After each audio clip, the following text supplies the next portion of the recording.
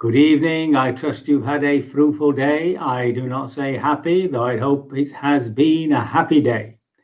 Namo tassa bhagavato arahato samma sambuddhassa.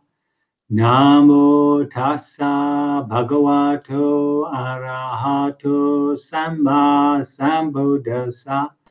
Namo tassa bhagavato arahato samma sambuddhassa.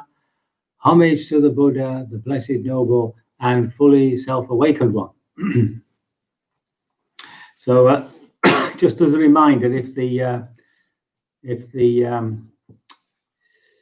broadcasting stops, if the YouTube stops, just give me a few minutes, and I should be able to get it back up again. So we are going through the story of Upali.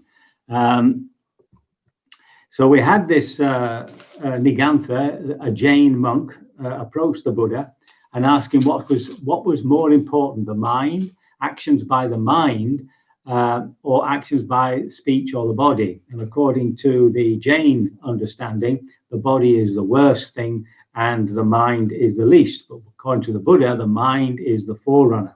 So I'd just like to quote the first chapter, the first verse of the Dhammapada, which I think most of you know is a collection of sayings.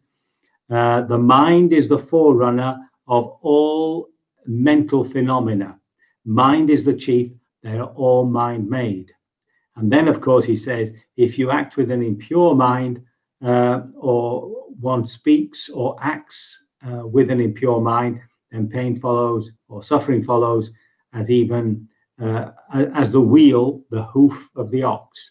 And of course, there's the opposite of that if you have good thoughts. But everything begins in the mind. That's the Buddha's point. So he goes back. He talks to the Nigantha, Nataput talks to the leader of the Jains. I'll call him Mahavira from now on because that's what they call him, Mahavira, the great man. And he tells him what transpired.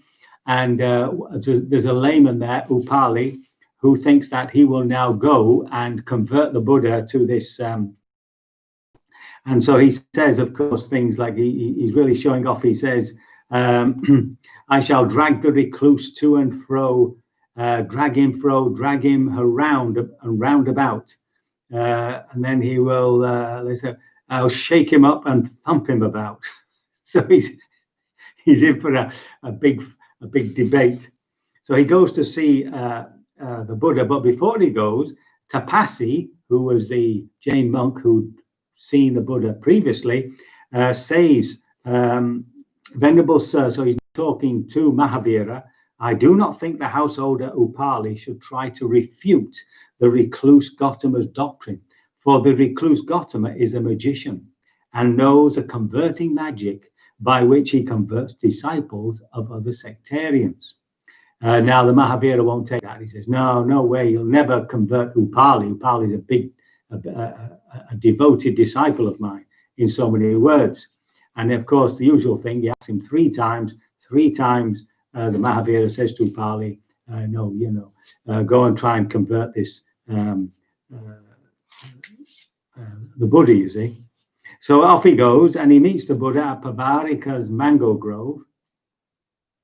This is up near Nalanda, remember, which became a huge university. And the Buddha, he asked the Buddha, had he met with Tapasi? And the Buddha then tells him what conversation they had. And so now we go back to this original statement. What does the trivial mental rod count for the comparison with the gross bodily rod? So this was the stick that you beat yourself with when you do something harmful. On the contrary, he says the bodily rod is the most reprehensible for the performance of evil action. So the Buddha wouldn't deny that physical actions are probably worse. I think he would say they're worse in their effect, but it all starts with the mind, remember. So now the Buddha says, well, let's debate this, on the basis of truth. So he says, here, some Nigantha, so one of your people might be afflicted, suffering, and gravely ill with an illness, needing treatment by cold water, by which his vows prohibit, because cold water could have living beings in it. So remember, the Jains are probably the greatest example of no harm. And they might refuse cold water, though mentally longing for it, and use only permissible hot water, thus keeping his vows bodily and verbally. So the vow there is physical and verbal. But because he does not get cold water, he might die. Now, householder, where would the Nigantha Nataputta describe his rebirth? And Upali says, well, he would be born among the gods called the mind-bound gods. Now, why is that? Because he died, he was still bound by the mind. Okay, so in other words, it was his mental acts that drove him to this particular rebirth. So the Buddha says, oh, pay attention how you reply. What you said before does not agree with what you said afterwards, nor does what you said afterwards agree with what you said before. That's the first example. So in the next one, he says, the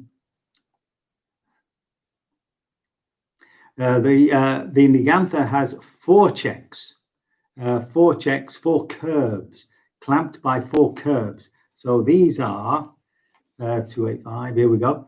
So these are, the Nigantha is restrained with regard to all water. He's endowed with the avoidance of all evil. He is cleansed by the avoidance of all evil, and he is suffused with the avoidance of all evil. So that is the leader, the guru, you see. So,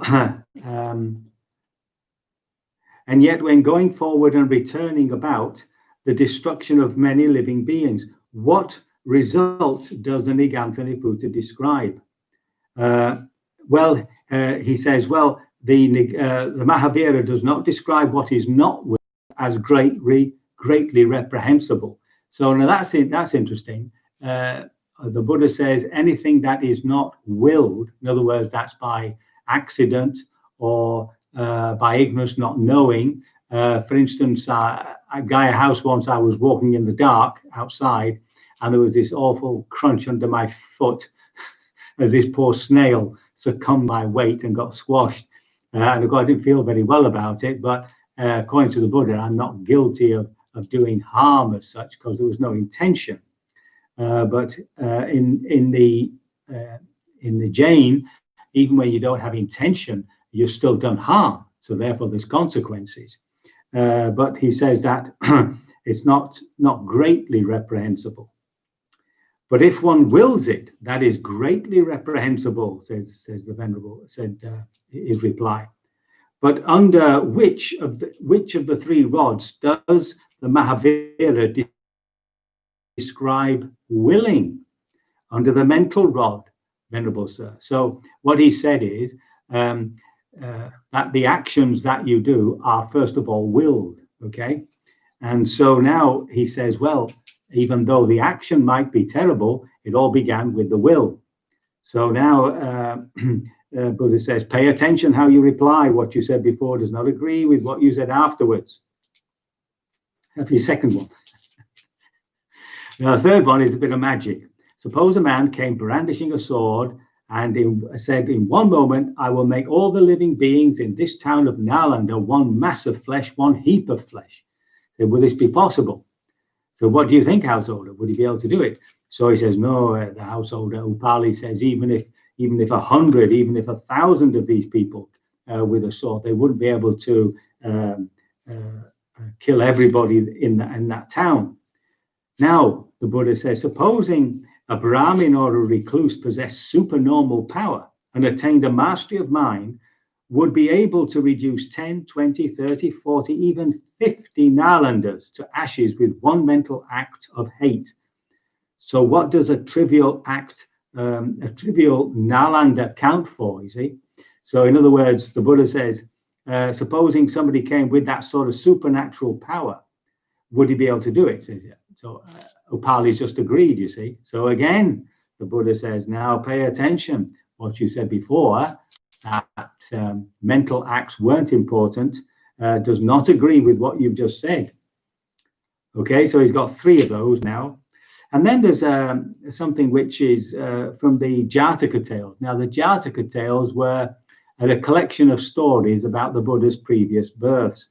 And a lot of them, some of them are actually taken from Aesop's fables, the Greek author.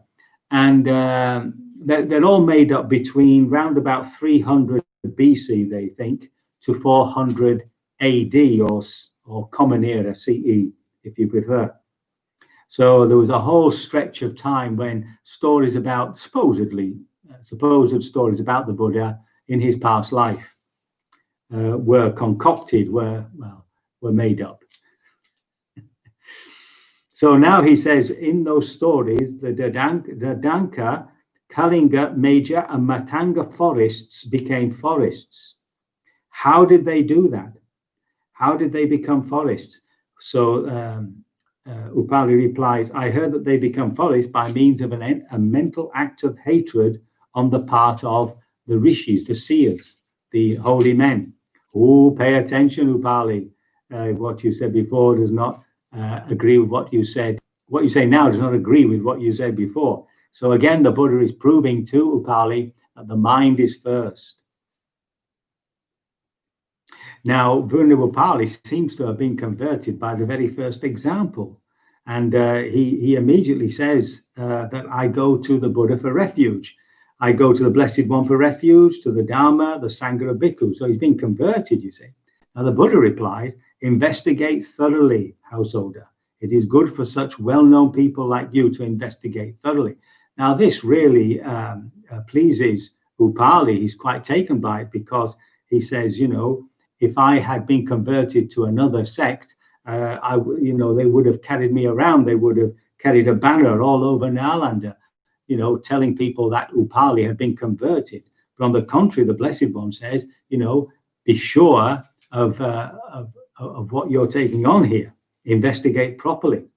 And then the Buddha says to him, your family has long supported the Niganthas. You should consider that alms should be given to them when they come. So this, of course, is quite astonishing because lay people only give to those gurus whom they are disciples of. Now, there was an occasion when there was lots of food left over from a dana, from a meal that the Buddha and his disciples had in one of these big parks, one of these big shrines. There were shrines mainly. And Ananda goes to the Buddha and says, we've got all this food left over. And the Buddha says, oh, we'll give it to these other members of these other sects, you see. And so they did. And then the stories came back through Ananda to the Buddha, who said the lay people were very upset. They want to give food to you. They don't want to give any food to these other rascals. And so the Buddha established a rule. Whatever food I receive as a dana, I can't give to members of other sects. Not even a biscuit. So now, Upali is very pleased with that, and then the Buddha gives him a teaching, and right there, when he knew that the householder Upali's mind was ready, receptive, free from hindrances, elated and confident, he expounded to him the teaching special to the Buddhas, suffering, the origin of suffering, the cessation of suffering, and the path, the Four Noble Truths. And just as a clean cloth with all marks removed would take dye evenly, so too, while the householder Upali sat there, the spotless, immaculate vision of the Dharma arose in him. All that is subject to arising is subject to cessation. And so he became a Sotapanna, a stream entrant right there. So then he left. He's got things to do. Now is the time, householder, to do what you think fit. So off he goes back home. And when he goes back home, the word gets out that he has in fact been converted. So when Tipasi, that's the original Jain monk, tells the Mahavira, of course he can't believe it, so he goes to find out. And then when he finds out, he comes back and he tells the Mahavira, Venerable Sir, it is only too true that the household Upali has gone over to the discipleship of the recluse Gautama. Venerable Sir, I did not get your consent when I told you. Venerable Sir, I do not think the householder Upali should try to refute the recluse Gautama's doctrine, for the recluse Gautama is a magician and knows a converting magic by which he converts disciples of other sectarians. So, as it happens, the Nigantha now, the Mahavira now goes to visit Upali. And he goes with a large retinue, a large number of his followers. And Upali has told the doorman that if anybody comes who is not a disciple of the Buddha, that they should wait until he comes out and greets them, you see. So there were these Upali.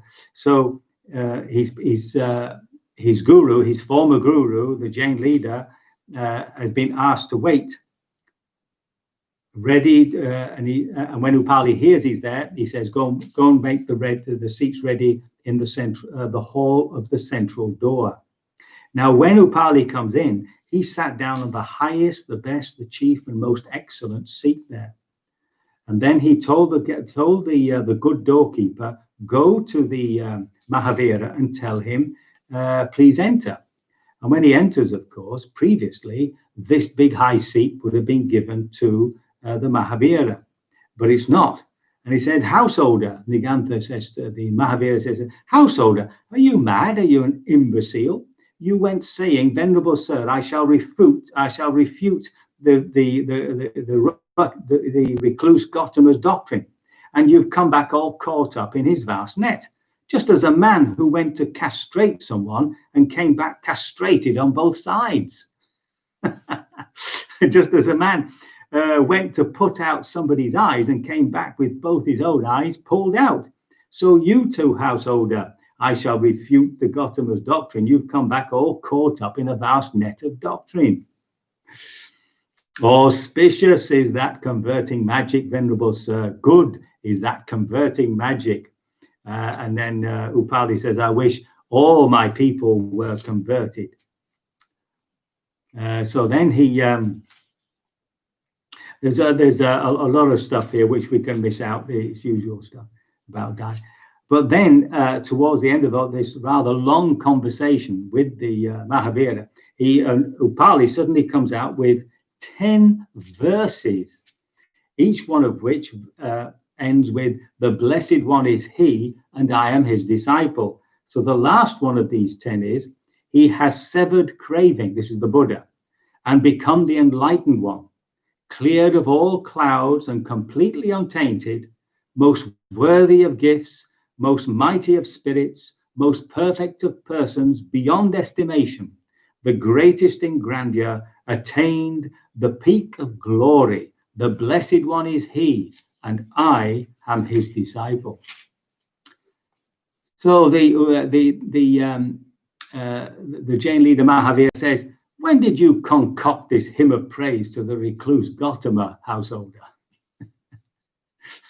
And Venerable Sir, suppose there were a heap of many kinds of flowers, and then a clever garland maker and garland maker's apprentice were to knot them up into a multicolored garland.